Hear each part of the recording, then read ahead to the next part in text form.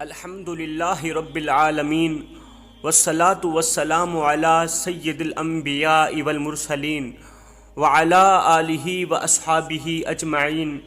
اما بعد فاعوذ باللہ من الشیطان الرجیم بسم اللہ الرحمن الرحیم ان اللہ وملائکتہ یصلون علی النبی یا ایہا الذین آمنوا صلوا علیہ وسلموا تسلیما اللہم صلی علی سیدنا و مولانا محمد وعلی آل سیدنا و مولانا محمد وبارک وسلم صلی علی الصلاۃ والسلام علیک یا سیدی یا رسول اللہ الصلاۃ والسلام علیک یا سیدی یا حبیب اللہ۔ میرے محترم بھائیوں اور دوستو، آج کا جو ہمارا موضوع ہے وہ ہے 5 ایسے بدترین گناہ ہیں جو انسان کو اللہ تعالیٰ کے غضب کا نشانہ بناتے ہیں۔ یہ 5 بدترین گناہ انسان کو رزق حلال سے محروم کر دیتے ہیں۔ ان 5 گناہوں کی نحوست کا جو سب سے بڑا مین نقصان ہے وہ یہ ہے کہ انسان کی کوئی بھی دعا قبول نہیں ہوتی۔ اللہ تعالیٰ دعا قبول نہیں کرتا، رد کر دیتا ہے۔ فرمایا اگر تم چاہتے ہو کہ تمہاری ہر ایک دعا قبول ہو، اگر تم چاہتے ہو کہ تم مالا مال بن جاؤ، زندگی میں کبھی بھی غریب نہ ہو، فرمایا اگر تم چاہتے ہو کہ اللہ تعالیٰ کا تم پر خاص کرم برقرار رہے، تم اللہ تعالیٰ کی رحمت کی آغوش میں رہو، اللہ تعالیٰ کی رحمت تم پر ہر وقت ہر گھڑی برستی ہی رہے، فرمایا ان 5 گناہوں سے دوری اختیار کرنا، ان 5 گناہوں سے سخت نفرت کرنا۔ آخر وہ 5 گناہ ہیں کون کون سے؟ حضرت سیدنا علی المرتضیٰ شیر خدا کرم اللہ وجہ الکریم کے پاس ایک شخص آیا، کہنے لگا حضرت دنیا میں کچھ لوگ ایسے ہوتے ہیں جو پیدا ہوئے تھے تو امیر تھے، مرتے دم تک بھی وہ امیر رہے، ان سے کبھی بھی رزق ختم نہیں ہوا، لیکن دنیا میں کچھ لوگ ایسے بھی ہیں جو تھوڑے وقت کے لیے امیر رہتے ہیں، تھوڑے وقت کے لیے رزق سے مالا مال رہتے ہیں، لیکن پھر غریب تر غریب بن جاتے ہیں، رزق ان سے چھین لیا جاتا ہے۔ حضرت مجھے بتایا جائے کہ وہ کون سے ایسے بدترین گناہ ہیں جو انسان کو رزق سے محروم کر دیتے ہیں، رزق مٹا دیتے ہیں، ختم کر دیتے ہیں۔ حضرت علی رضی اللہ تعالی عنہ نے فرمایا اے انسان، 5 بدترین گناہ ایسے ہیں جو انسان کا رزق ختم کر دیتے ہیں۔ پوچھا گیا حضرت وہ 5 بدترین گناہ ہیں کون کون سے؟ فرمایا نمبر 1 سود کھانا۔ سود کھانا، رسول اللہ صلی اللہ علیہ وسلم کے پاس حضرت جبریل علیہ السلام حاضر ہوئے۔ یا رسول اللہ، اللہ فرماتا ہے جو لوگ سود کا کاروبار کرتے ہیں، جو لوگ سود کھاتے اور دیتے ہیں، جو لوگ ضرورت مندوں کو، مجبوروں کو 1 روپیہ دے کر 2 روپے وصول کرتے ہیں، ایسے لوگ قیامت کے دن ان لوگوں کی طرح قبروں سے اٹھائے جائیں گے جن کے چہرے مسخ کر دیے جائیں گے۔ ان کے چہرے بھی مسخ کر دیے جائیں گے جو دنیا میں سود کا کاروبار کرتے ہیں، ضرورت مندوں کو، مجبور لوگوں کو 1 روپیہ دے کر 2 روپے وصول کرنے والے لوگ قیامت کے دن اس حال میں اٹھیں گے کہ ان کے چہرے مسخ کر دیے جائیں گے۔ میرے نبی نے فرمایا لوگو، کیا تم میں سے کوئی اپنی ماں کے ساتھ گناہ کرنا پسند کرتا ہے؟ لوگوں نے کہا ہرگز نہیں آقا، ہمیں اس گناہ سے سخت نفرت ہے۔ فرمایا سنو، اپنی سگی ماں کے ساتھ گناہ کرنے کا اتنا گناہ نہیں جتنا سود کھانے کا ہے۔ تم سود کیوں کھاتے ہو؟ رزق ختم کرنے کی جو مین وجہ ہے وہ ہے سود کھانا۔ حضرت شیخ سعدی رحمۃ اللہ تعالی علیہ فرماتے ہیں میں ایک نئے مکان کی تلاش میں تھا، میں ایک نیا مکان خریدنا چاہتا تھا کہ ایک سود خور شرابی میرے پاس آیا، کہنے لگا حضرت یہ جو مکان ہے نا بڑا ہی نرالا خوبصورت عالی شان مکان ہے، یہی آپ خرید لیں، میں بھی اسی محلے کا رہائشی ہوں، میں آپ کا ہمسایہ بن جاؤں گا، آپ نہ تو کسی سے پوچھیں نہ کسی سے مشورہ لیں، یہی مکان خرید لیں، یہ مکان بہت ہی عمدہ ہے، اس میں کوئی بھی عیب نہیں، اس میں کوئی بھی عیب نہیں ہے۔ حضرت نے فرمایا نادان، اس سے بڑا عیب بھلا کون سا ہو سکتا ہے کہ تو میرا ہمسایہ بن جائے گا، تو میرا پڑوسی بن جائے گا،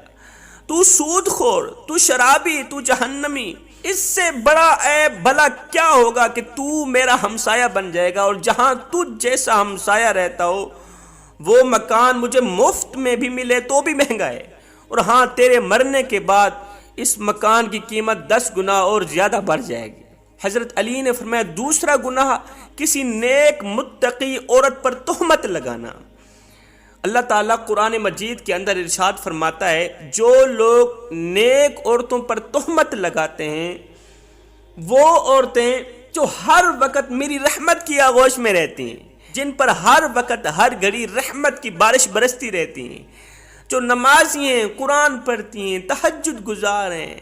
باپردہ ہیں، نیک متقی پرہیزگار عورتیں، جو لوگ ایسی عورتوں پر تہمت لگاتے ہیں، مجھے قسم ہے اپنی عزت اور جاہ و جلال کی، میں اس وقت تک ان لوگوں کو معاف نہیں کروں گا، ہرگز نہیں کروں گا جب تک وہ نیک عورت انہیں معاف نہیں کرے گی جن پر انہوں نے تہمت لگائی تھی۔ جس طرح ایک ماں اپنی لاڈلی اولاد کے خلاف ایک حرف بھی سننا پسند نہیں کرتی، سیم اسی طرح اللہ تعالیٰ بھی اپنے نیک بندے کے خلاف ایک حرف بھی سننا پسند نہیں کرتا۔ حضرت سیدنا عیسیٰ علیہ نبینا علیہ السلام کے پاس ایک بڑھیا عمر رسیدہ خاتون آئی، کہنے لگی حضرت میں کافی دور سے آئی ہوں، میرا ایک شوہر تھا جس سے میں بڑی محبت کیا کرتی تھی، بڑا پیار کیا کرتی تھی، آج سے 30 سال پہلے میرا شوہر فوت ہو گیا، اس کا انتقال ہو گیا، اب روزانہ میرے خواب میں آ کے کہتا ہے ایک بار آ کے قبر کھودو، میرا چہرہ تو دیکھو۔ 30 سال پہلے مرنے والا میرا شوہر جس سے میں دل و جان سے محبت کیا کرتی تھی، وہ روزانہ میرے خواب میں آ کے کہتا ہے ایک بار آ کے میری قبر کھودو، میرا چہرہ تو دیکھو۔ حضرت میں کافی دور سے آپ کے پاس چل کر آئی ہوں۔ حضرت عیسیٰ علیہ السلام نے فرمایا آؤ چلتے ہیں تیرے شوہر کی قبر پر۔ قبرستان چلے گئے، حضرت نے پوچھا بتا تیرے شوہر کی کون سی قبر ہے؟ کہا یہ قبر ہے۔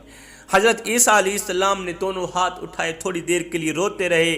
دعا بھی کرتے رہے۔ خشیت الہی کے بعد، دعا کرنے کے بعد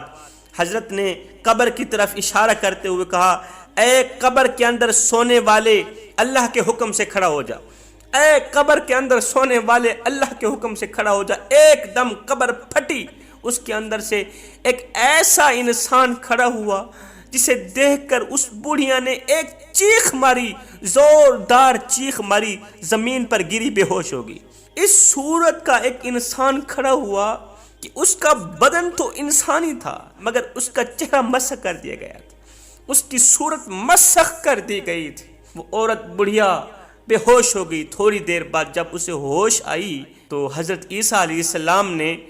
اس شخص سے پوچھا جس کا چہرہ مسخ کر دیا گیا تھا، پوچھا او نادان تو دنیا میں کون سا ایسا گناہ کیا کرتا تھا جس کی وجہ سے تجھے اتنی بڑی سزا ملی، اتنا عذاب عذاب ملا کہ تیرا چہرہ مسخ کر دیا گیا؟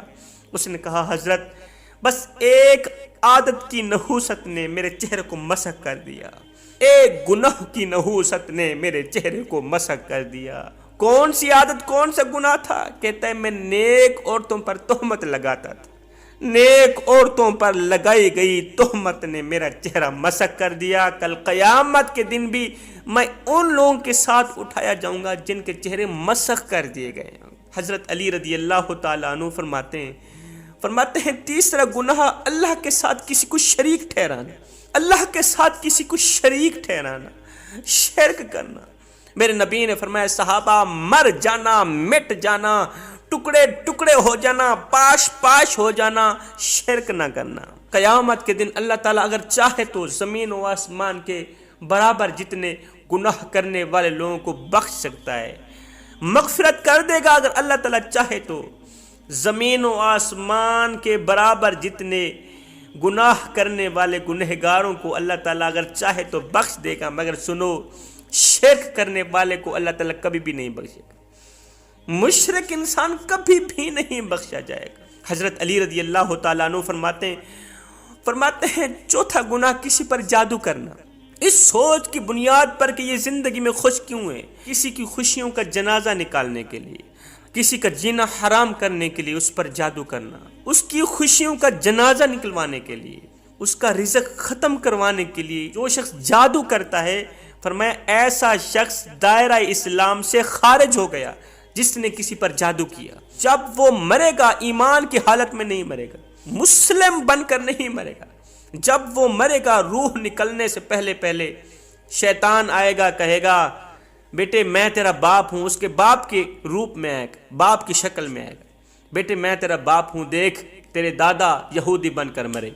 تیرے پردادا یہودی بن کر مرے، بیٹے تو مسلمان بن کر کیوں مر رہا ہے، کیوں جا رہا ہے، تو بھی یہودی مذہب قبول کر کے مر، تو بھی یہودی مذہب لے کے جا۔ الغرض یہ شیطان کی باتوں میں آ کر یہودی مذہب قبول کر کے اس دنیا سے دفع ہو جاتا ہے۔ حضرت علی فرماتے ہیں 5واں گناہ جو سب سے بڑا گناہ ہے، جو اللہ تعالیٰ کو بہت ہی ناپسندیدہ ہے، وہ ہے کسی کو دکھ دینا، کسی کو تکلیف دینا، کسی کا جینا حرام کرنا ہے۔ کسی کو دکھ دے کر، کسی کو غم دے کر، کسی کو درد دے کر، کسی کا جینا حرام کر کے، کسی کی زندگی اجیرن بنا کے، برباد کر کے، کسی کی آنکھوں سے آنسو نکال کے، کسی کی عزت والی پگڑی خاک میں ملا کر، تجھے کیا لگتا ہے کہ تو ساری زندگی ایسے ہی مسکراتا رہے گا؟ نہ بندے نہ، بس وقت کے الٹنے کی دیر ہے، تیری باری بھی دور نہیں، اس لیے کہ زندگی کے کسی نہ کسی موڑ پہ اپنا کی آخر بھگتنا ہی پڑے گا۔